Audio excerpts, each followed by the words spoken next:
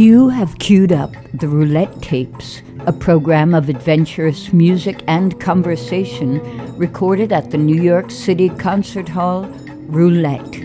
You can hear thousands of concert recordings from Roulette's past and present and find news of upcoming events celebrating innovation and imagination at roulette.org.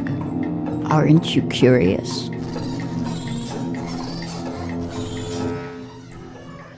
Welcome to another edition of the Roulette Tapes. I'm Susan James. Today we listen to pianist and composer Myra Melford as she discusses her relationship to the piano, her work with harmonium and prepared piano, and the artist who helped to shape her work. We'll also listen to a sampling of Myra's live performances from the Roulette Archive. Here's Myra Melford.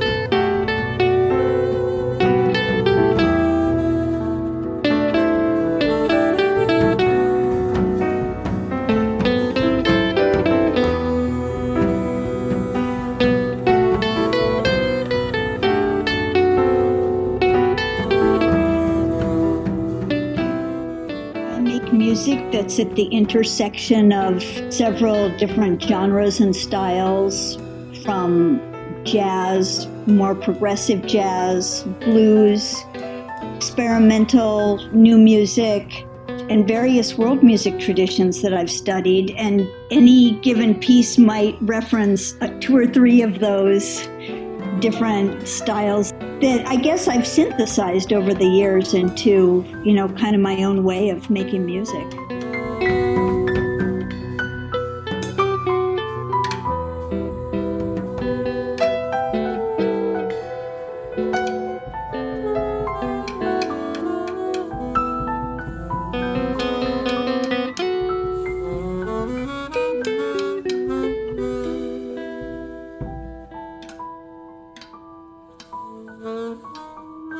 I want to ask you about your primary instrument, the piano. Tell me about your relationship with that instrument and when did it begin? It's interesting. The older I get, the more I realize what an important instrument it is to me and how much love I have for it. But I started out playing the piano on my own when I was about 3, I guess. 2 or 3, my parents had an upright piano in the house, and my older siblings, who were quite a bit older, they were in junior high when I was born, were taking lessons on, and it grew from there. My parents moved, I guess, when I was 3, and they moved to a bigger house, and we were able to get a grand piano, and that was really the piano that I got started on and grew up with. It's just in recent years that I realize how special the connection I have with this instrument is, to the point where sometimes I feel like it's just an extension of my own body.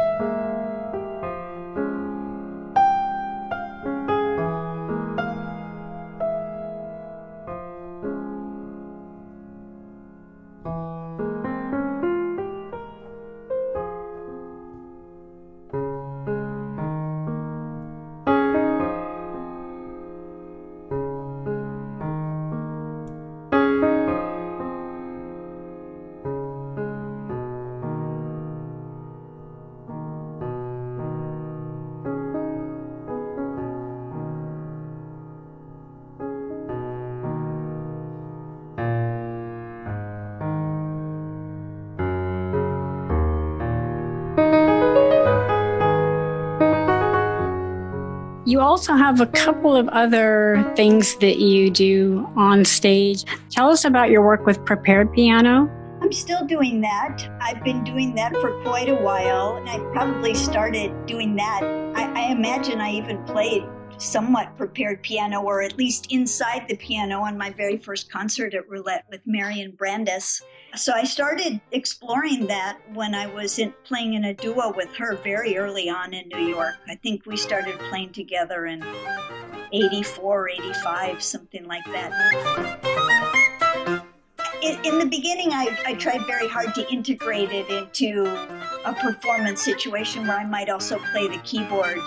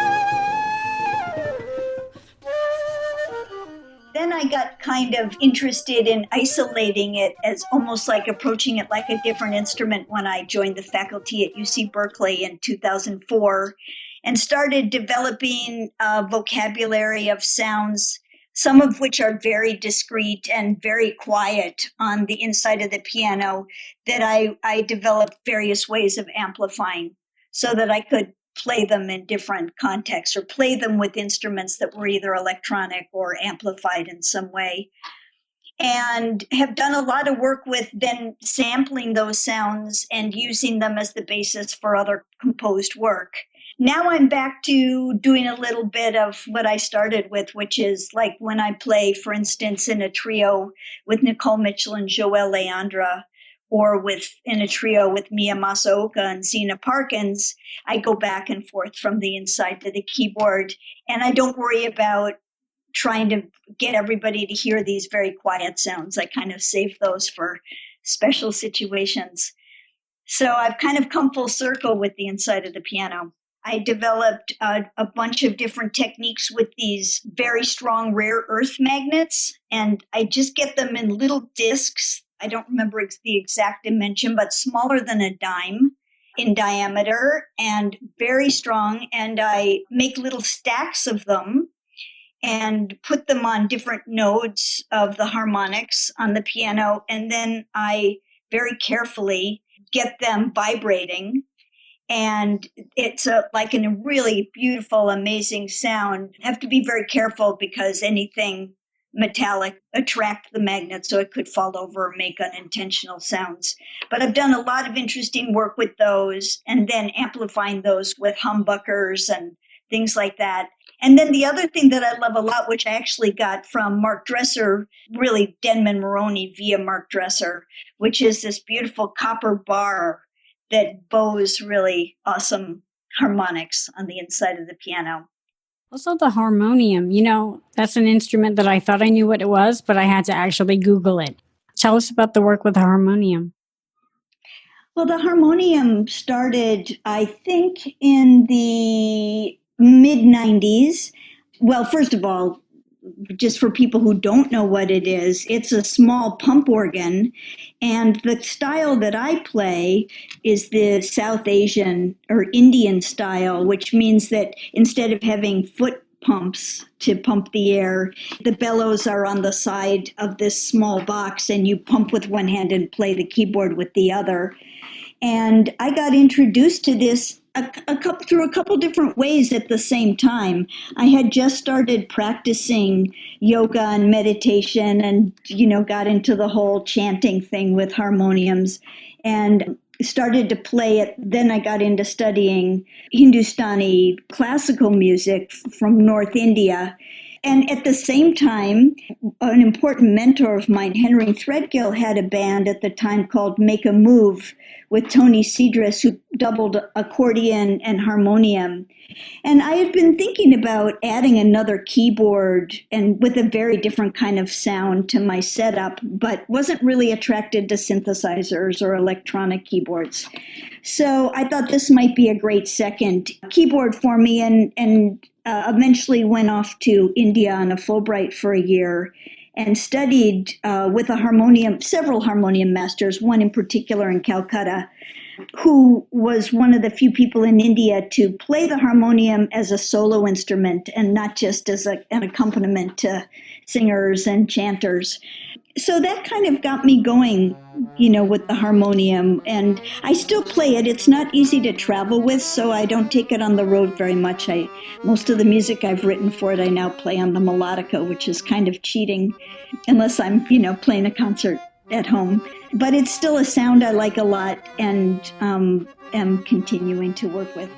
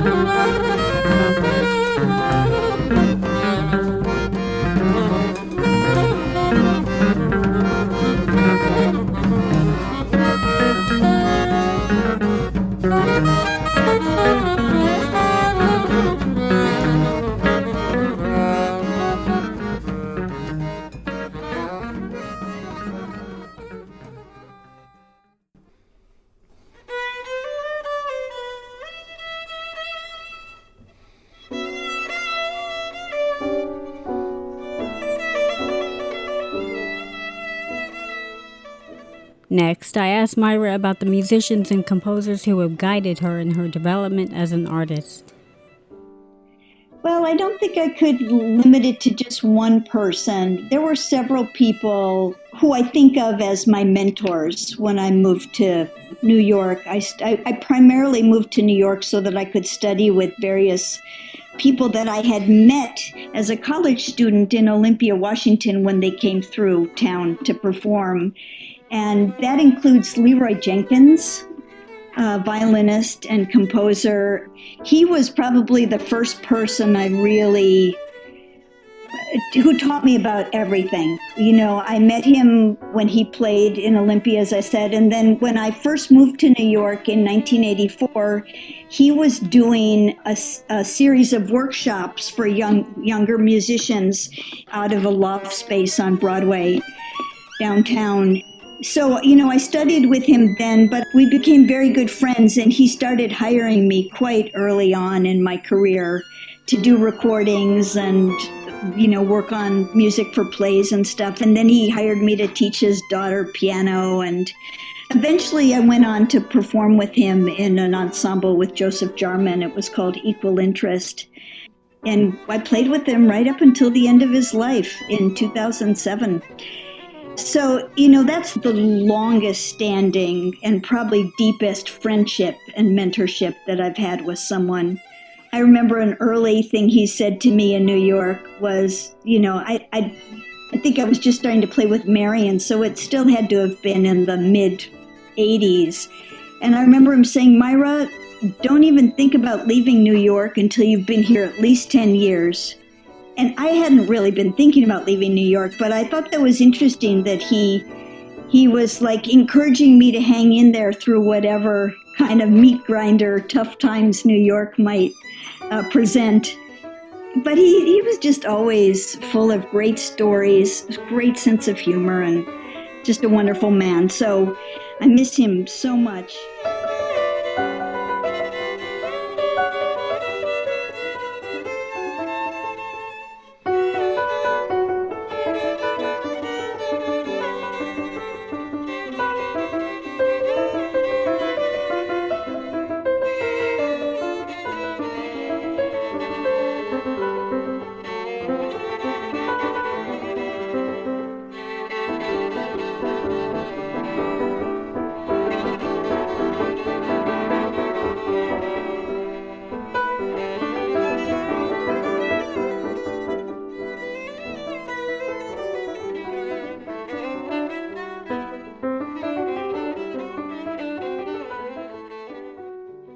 The other people who stand out, I would say, early on, I took piano lessons with two amazing pianists. The first was Jackie Byard, and the second was Don Pullen, two of Mingus's greatest pianists.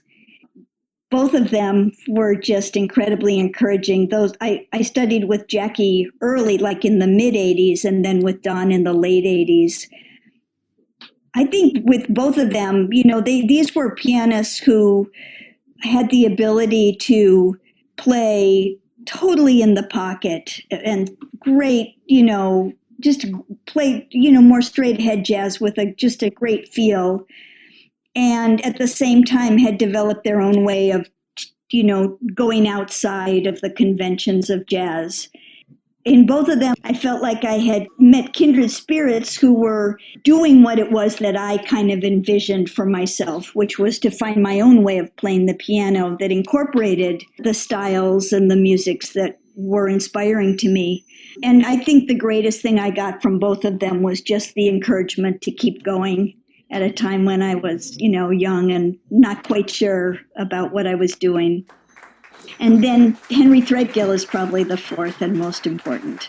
As a composition teacher, I still go back to what I learned from him about composing and use it all the time and love to stay up on his current music and what he's doing. And anyway, those are probably the four most important.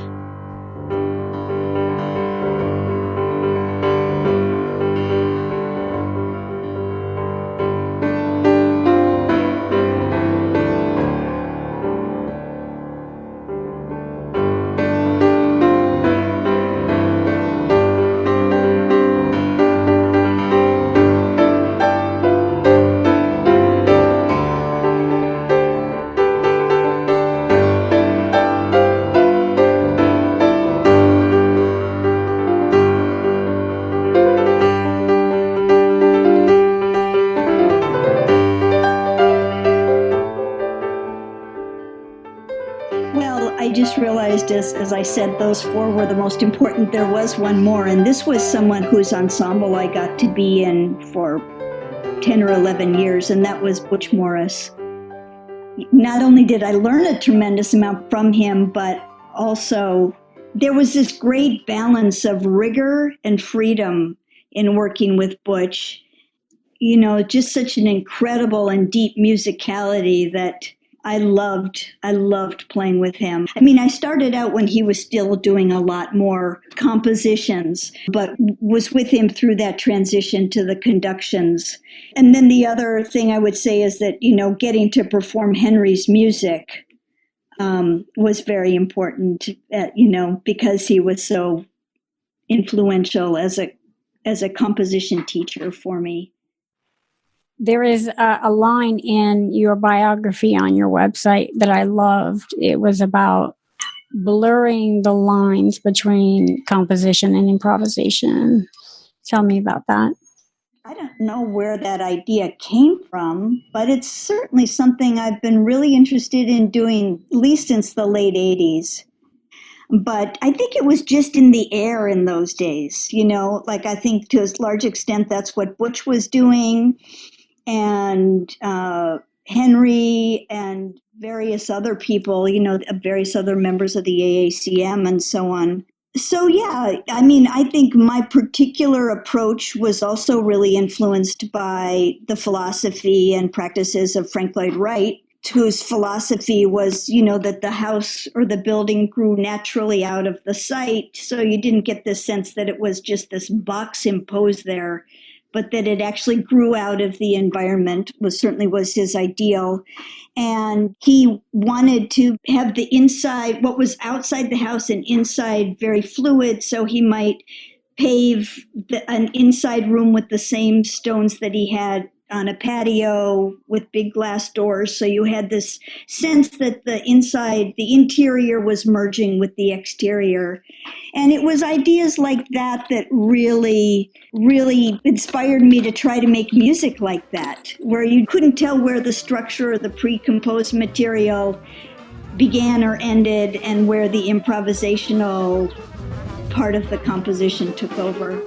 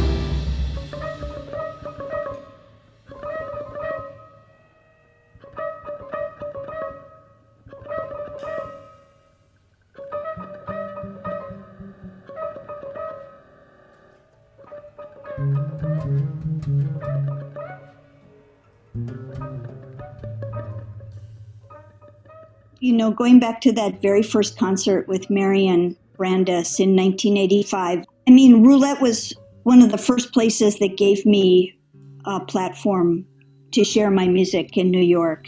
Not only that, but it was presenting music by all these people who I admired and, wanted to learn more about and loved to go listen to. So that continues to this day. Even ever since I've been based in Berkeley, California, I still have supported Roulette the best that I can and gone back periodically to perform there. And it remains, I think, probably the most important venue for me in terms of history and the mission.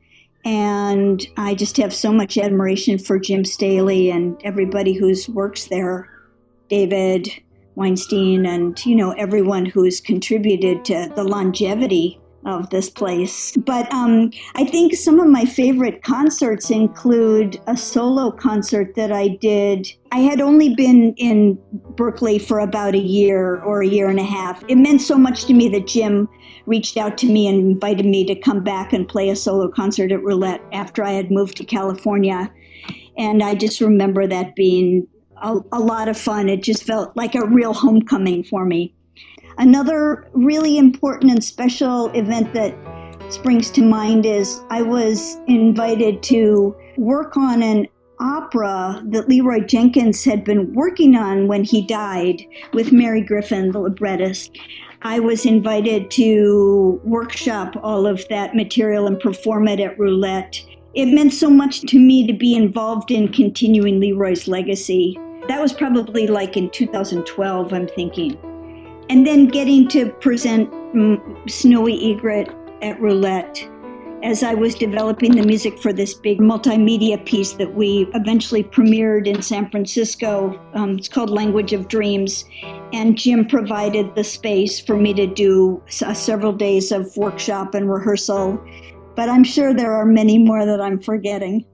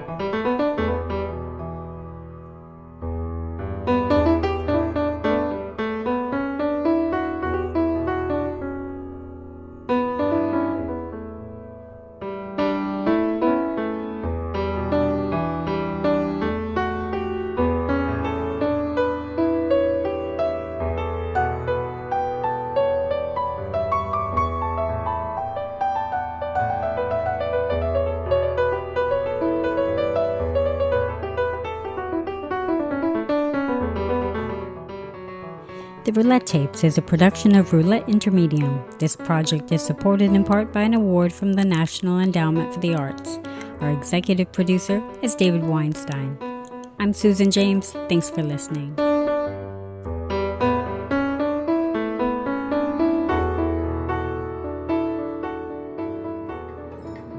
You have been listening to the Roulette Tapes, a program of adventurous music and conversation. This series is produced by Roulette Intermedium. You can find thousands of concert recordings from Roulette's archives and news of upcoming events at roulette.org.